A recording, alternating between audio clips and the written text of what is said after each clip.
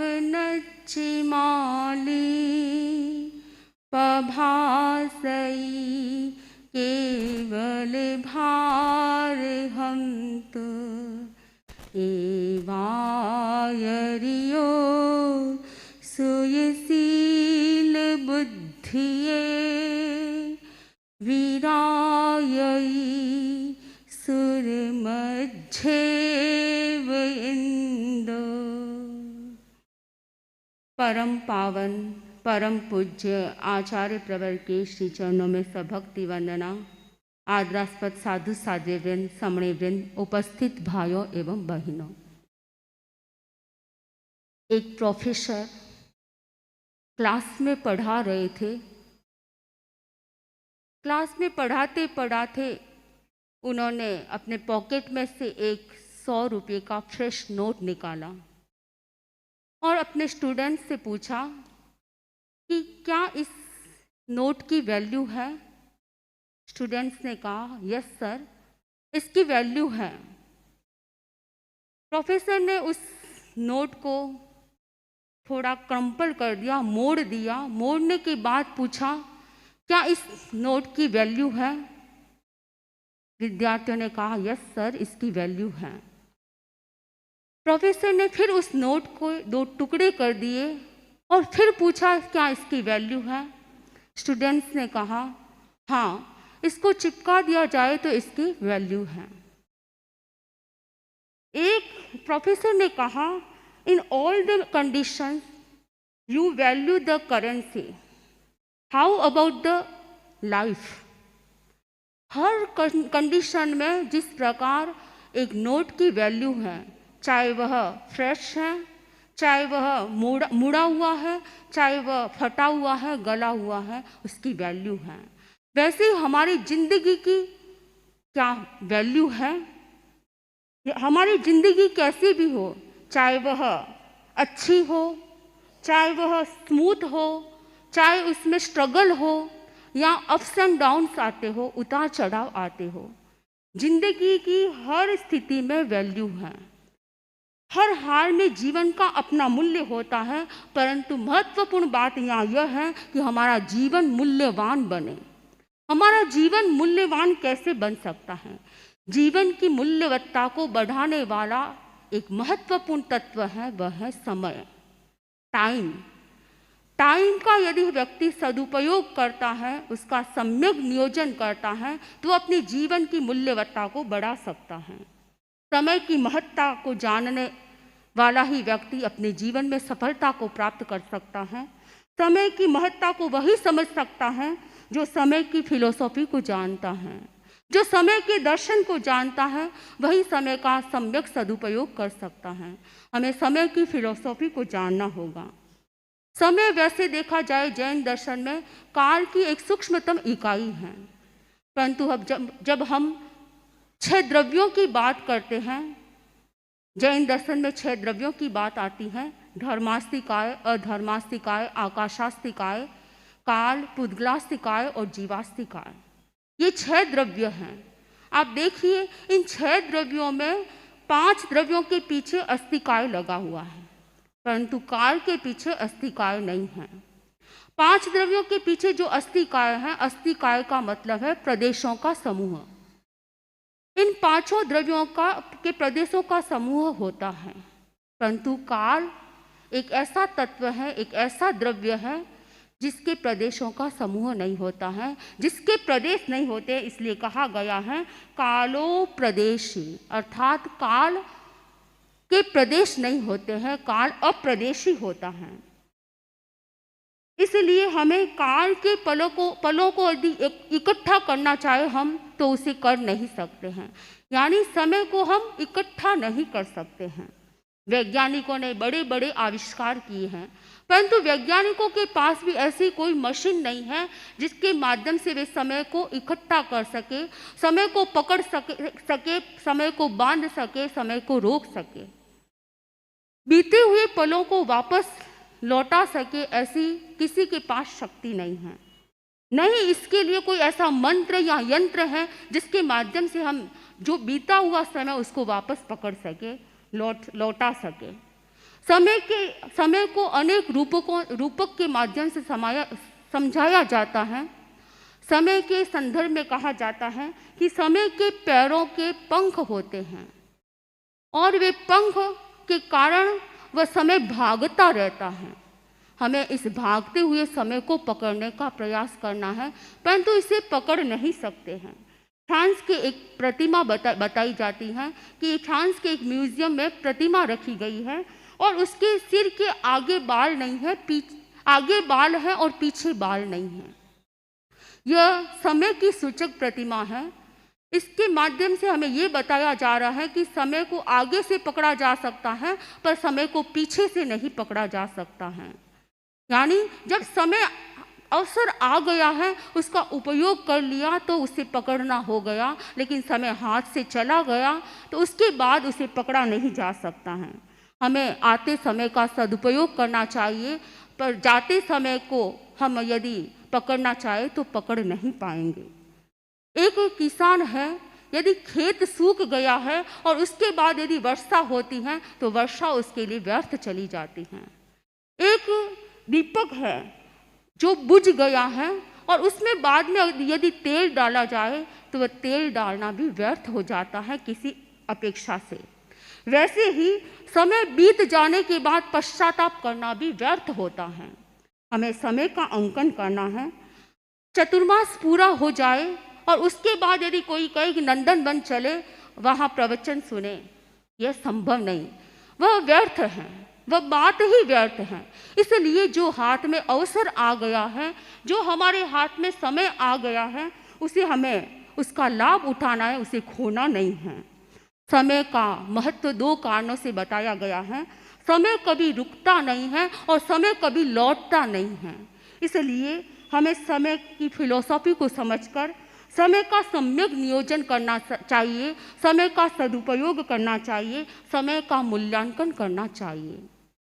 हर व्यक्ति के पास 24 घंटे होते हैं। किसी के पास 25 घंटे या किसी के पास 23 घंटे नहीं होते हैं। प्रत्येक व्यक्ति के पास 24 घंटे हैं। 1 घंटे में 60 मिनट होते हैं।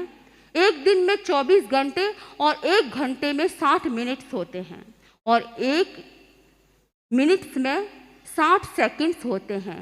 एक एक सेकंड हमारा बहुत महत्वपूर्ण है, प्रेशियस है।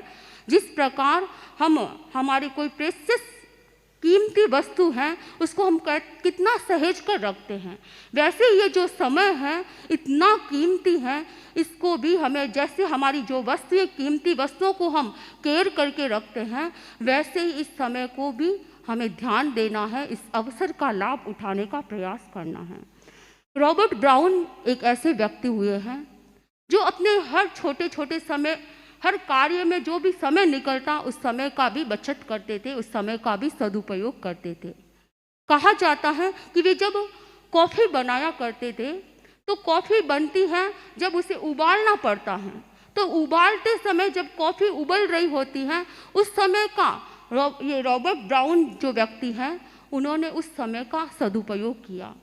जब कॉफ़ी उबलती है उस समय वे चिंतन करते और अपनी पोएम बनाते, कविता बनाते, और कविता बनाते बनाते 2 या 3 दिन में वे एक कविता बना लेते थे। इस प्रकार प्रतिदिन वे कॉफ़ी बनाते और जो समय उसमें से बचत होती उसमें वे कविता बनाते। ऐसे करते करते वे एक बहुत बड़ी एक किताब लिख दिए, पोएम की किताब, एक पोएट बन गए वे। तो कैसे संभव हुआ? क्योंकि उन्होंने समय के नब्ज को पहचाना, समय को पहचाना, समय को समझने का प्रयास किया और उसका सदुपयोग किया। ऐसी क्या चीज़ें होती हैं जो हमारे समय को नष्ट करती हैं, वेस्ट करती हैं? अनेक ऐसी चीज़ें हैं जो हमारे समय को वेस्ट करती हैं, या हम यूँ कह सकते हैं हमारे टाइम वेस्टर्स होते हैं। 4 प्रकार के टाइम वेस्टर्स हैं। पहला है थिंकिंग। थिंकिंग करना अच्छा है, परंतु बहुत अननेसेसरी थिंकिंग करना वो अच्छा नहीं है। ओवर थिंकिंग करना अच्छा नहीं है, नेगेटिव थिंकिंग करना अच्छा नहीं है। जब हम ये चीज़ें करते हैं तो हम अपने समय को बर्बाद करते हैं, हम अपने समय को गंवा देते हैं। इसलिए हमें यदि समय का सदुपयोग करना है तो ओवर थिंकिंग से, नेगेटिव थिंकिंग से, अननेसेसरी थिंकिंग से बचना चाहिए। मन हमारा अत्यंत चंचल है। हम यहाँ बैठे हैं, हमारा मन कहीं भी भाग सकता है। अभी आप तीर्थंकर समवर शरण में नंदन वन में बैठे हैं, परंतु आपका मन यहाँ से कितने किलोमीटर की दूरी तय कर सकता है, कहीं भी जा सकता है, देश विदेश की यात्रा करके आ सकता है। यानी हमारा इतना मन चंचल है। इस मन की चंचलता के कारण भी हम अपने समय को व्यर्थ गवा देते हैं। हमें मन की चंचलता पर कंट्रोल करना चाहिए। परम पूज्य आचार्य श्री तुलसी ने लिखा है कि हमारी मन की चंचलता कैसी है। हवा स्यूं पी तेज थारे मनडेरी चाल है, हवा स्यूं पी तेज थारे मनडेरी चाल है, इनने जो रोक ले वो हो जावे न्याल है, मुश्किल मिटावनी आछोल मुट्ठी में मनड़े ने राख जो, लो अपनी आत्मा ने तोल मुट्ठी में मनड़े ने राख जो। परम पूज्य आचार्य श्री तुलसी ने कहा कि हमारा मन है वो बड़ा चंचल है, हवा से भी अधिक उसकी गति होती है। इसलिए इस मन को हमें वश में करना है, मुट्ठी में रखना है। जो व्यक्ति अपनी चंचलता को कम कर लेता है, मन वचन काया की चंचलता जिसकी कम हो जाती है, वह अपने समय का सदुपयोग कर पाता है। हमें अपने मन की चंचलता को मिटाना है तो हमें कंठ का कायोत्सर्ग करना चाहिए, खेचरी मुद्रा करनी चाहिए, दीर्घ श्वास प्रेक्षा का अभ्यास करना चाहिए। जो व्यक्ति प्रेक्षा ध्यान के इन प्रयोगों पर ध्यान देता है, वह व्यक्ति अपने मन की चंचलता को कम कर सकता है और समय का सम्यक नियोजन कर सकता है। समय को व्यस्त करने वाला दूसरा बिंदु है टॉकिंग। बात करना कोई खराब नहीं है, परंतु अनावश्यक बातें करना, व्यर्थ बातों में समय गंवाना, यह हमारा समय बर्बाद करने वाली बात है। हमें इस बात पर ध्यान देना है, व्यर्थ ही बातों में समय नहीं गंवाना है। हमें अनावश्यक चर्चा, अनावश्यक वार्ता, अनावश्यक पंचायती नहीं करना है। जो व्यक्ति अपनी व्यर्थ बातों से बच जाता है, वह अपने समय का सदुपयोग कर पाता है। परम पूज्य आचार्य श्री तुलसी ने लिखा है, व्यर्थ बात में क्यों कभी करे समय बर्बाद, बातें रीकी बिगड़ती रखे सूत्र ये याद। हमें इस सूत्र को याद रखना है कि जो बातेरी होता है उसकी बिगड़ती हैं। व्यर्थ बातों में हम जो समय गंवाते हैं, तो हम उस समय का सदुपयोग करें तो हम अपने कुछ जीवन में हासिल कर सकते हैं, अपने समय को मूल्यवान बना सकते हैं। अनेक भाई बहन मौन का अभ्यास करते हैं। ये मौन का अभ्यास भी हमारे अनावश्यक व्यर्थ जाने वाले समय से हमें बचा लेता है। इसलिए हमें टॉकिंग करना है, पर अनावश्यक टॉकिंग से बचने का प्रयास करना है। तीसरी है टेलीफोन, आज जिसे हम मोबाइल कह सकते हैं। मोबाइल के माध्यम से भी हम अपने समय को व्यर्थ गंवा सकते हैं और मोबाइल से हम अच्छा सदुपयोग भी कर सकते हैं, तो मोबाइल से दुरुपयोग भी कर सकते हैं। मोबाइल में व्हाट्सएप, अनावश्यक व्हाट्सएप कर कर, चैटिंग कर कर या ऐसे वॉयलेंट गेम्स खेलकर हम अपने समय को बर्बाद करते हैं। आजकल हम देखते हैं बच्चे मोबाइल के बहुत आदी हो रहे हैं। हमें इस बात पर ध्यान देना है कि कई बच्चों का समय, बहुत अधिक समय इस मोबाइल में व्यर्थ तो नहीं जा रहा है, या आप लोगों का भी समय इस प्रकार व्यर्थ तो नहीं जा रहा है। तो हमें टेलीफोन यानी मोबाइल से भी, अनावश्यक मोबाइल का उपयोग करने से भी बचने का प्रयास करना चाहिए। चौथी बात है टेलीविज़न, टीवी देखना। बच्चे टीवी के सामने बैठकर खाना खाते हैं। अनेक बार साधु साधिया बच्चों को ये प्रेरणा भी देते हैं कि बच्चों को मोबाइल देखते हुए खाना नहीं खाना चाहिए, टीवी देखते हुए खाना नहीं खाना चाहिए।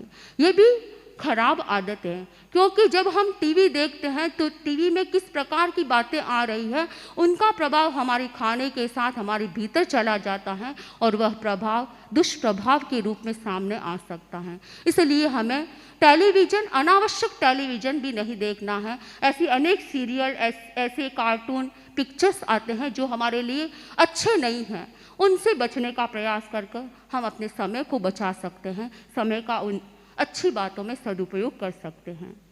इन 4 के अलावा भी हम देखें तो मूड, हेल्थ और हैबिट, ये भी हमारे समय को बर्बाद कर सकते हैं।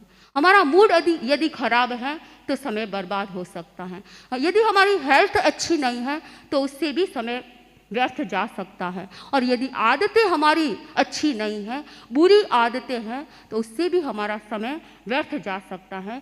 इसलिए हमें इन टाइम वेस्टर्स को जानना है और इनसे बचने का प्रयास करना है। समय पर सोना और समय पर जागरण होता है तो हम अपनी दिनचर्या को अच्छी तरह से बना सकते हैं, सुचारू रूप से चला सकते हैं और हम टाइम वेस्टर से बच सकते हैं। टाइम मैनेजमेंट के अनेक प्रिंसिपल्स बताए जाते हैं। एक प्रिंसिपल है रूथ प्रिंसिपल, RUTH। R का मतलब रश, U का मतलब अर्जेंट, T यानी टुडे और H यानी होल्ड। यानी कार्य का ऐसे विभाजन किया जाता है जिस प्राथमिकता किसको देनी है, उसके बाद कौन सा कार्य करना, उसके बाद कौन सा कार्य करना। ऐसे एक प्रिंसिपल आता है वेड प्रिंसिपल, VED यानी वाइटल, एसेंशियल, डिजायरेबल। तो इन माध्यमों के, इन प्रिंसिपल के माध्यम से हम टाइम मैनेजमेंट करते हैं, यानी किस कार्य को पहले प्राथमिकता देना है, किस कार्य को बाद में लेना है, इस प्रकार मैनेजमेंट किया जाता है। परंतु परम पूज्य आचार्य पर ने टाइम मैनेजमेंट का ऐसा सुंदर फॉर्मूला दिया है जो एक यूनिक फॉर्मूला है, वास्ट फॉर्मूला है या कंप्लीट फॉर्मूला कह सकते हैं। जो ये फॉर्मूले बताए गए हैं इससे हटकर एक फॉर्मूला है, HPS का फॉर्मूला। HPS में क्या होता है? हमने एक दिन आचार्य पर से निवेदन किया, मैं और मुख्य मुनि प्रवर आचार्य पर की सेवा में उपस्थित थे। मैंने आचार्य पर से निवेदन किया कि आचार्य पर इतने विशाल धर्म संघ का नेतृत्व करते हैं और आचार्य पर के सामने बहुत सारे कार्य हैं। यदि कार्यों की गिनती की जाए तो किस प्रकार मैनेज किया जाए? परम पूज्य आचार्य पर जनता को संभालते हैं। आचार्य पर के लिए तो जनता प्रभु है, भगवान है, और उनको समय देने के लिए अनेक कार्यों को गौण भी कर लेते हैं। तो जनता को संभालना आचार्य पर का एक कार्य, महत्वपूर्ण कार्य कह सकते हैं, सबसे बड़ा कार्य कह सकते हैं। दूसरा, प्रबंधन का कार्य। परम पूज्य आचार्य पर को पत्रों का जवाब देना पड़ता है। पहले जब आचार्य श्री तुलसी के समय में देखें या आचार्य श्री महाप्रज्ञ जी के समय देखें तो इतने पत्र नहीं आते थे जितने आज आचार्य पर के शासनकाल में। पत्रों का जवाब देने में भी आचार्य पर को बहुत समय लगाना पड़ता है। और प्रशासन के अनेक कार्य होते हैं, साधु साधियों की मीटिंग्स करना, परिषदों की मीटिंग्स करना, इन सब में समय लगाना होता है। और प्रतिदिन का प्रवचन करना और वाचना देना, साधु साधियों को वाचना देना भी आचार्य का काम होता है। तो परम पूज्य आचार्य पर उसमें भी अपने समय का नियोजन करते हैं। आगम संपादन के कार्य में भी आचार्य पर प्रतिदिन समय लगाने का प्रयास करते हैं। आत्मकथा लेखन करवाते हैं, विहार करवाते हैं, चतुर्मास को छोड़कर प्रतिदिन का विहार का क्रम भी प्राय रहता है। और विहार भी कभी कभी सुबह और शाम दोनों टाइम होते हैं। किस प्रकार नियोजन करते हैं? विज्ञप्ति को देखना, प्रूफ रीडिंग करना, व्यक्तिगत जप साधना में समय लगाना, स्वाध्याय में समय लगाना और अनेक ऐसे कार्य जिनकी गिनती करें तो ऐसा लगता है कि इन कार्यों का कैसे नियोजन करते हैं। तो परम पूज्य आचार्य पर ने हमें समाधान देते हुए फरमाया कि जो व्यक्ति HPS का फॉर्मूला अपनाता है वह समय का सम्यक नियोजन कर सकता है। H का मतलब है हैप्पीनेस। हम कार्य करें परंतु यदि प्रसन्नता हमारे जीवन में नहीं है तो जो व्यक्ति तनावग्रस्त होता है तो समय का सही सदुपयोग नहीं कर पाता है। तनावग्रस्त व्यक्ति की इतनी एफिशिएंसी नहीं होती है कि वह कार्य सम्यकतया निष्पादित कर सके। परम पूज्य आचार्य पर ने हमें एक फॉर्मूला दिया कि हम कितना भी कार्य हो पर सिर में, मस्तिष्क में भार न रहे, तनाव न रहे, हम प्रसन्नता से कार्य करें। दूसरी बात है P, प्रायोरिटी। कौन सा कार्य प्रायोरिटी में रखना है उस बात पर ध्यान दें। यदि कोई बहुत बड़ा नेता आया है तो आचार्य पर को उसके लिए भी समय लगाना है। उसके बाद यदि विज्ञप्ति का काम है तो विज्ञप्ति भी सप्ताह में आनी जरूरी है, तो उसमें भी समय देना है। तो कौन सा कार्य कौन से समय में करना, कौन से कार्य को प्राथमिकता देना, इस बात पर ध्यान देना होता है। और तीसरी बात है S। परम पूज्य आचार्य पर फरमाते हैं कभी कभी सैक्रिफाइस भी करना पड़ता है। बहुत अधिक कार्य हो और उस समय हमें कुछ कार्यों को सेक्रीफाइस करना होता है। तो परम पूज्य आचार्य पर फरमाते हैं हमें हम डेली न्यूज़पेपर पढ़ रहे हैं तो न्यूज़पेपर पढ़ना इतना आवश्यक नहीं है, तो उसको छोड़ दिया जाए। और दोपहर में नींद लेते हैं, सोने का विश्राम करने का समय होता है, कुछ समय विश्राम करते हैं, तो कभी इतनी कार्य की व्यस्तता होती है तो परम पूज्य आचार्य पर फरमाते हैं कि नींद को भी, उस विश्राम को भी छोड़ देना चाहिए।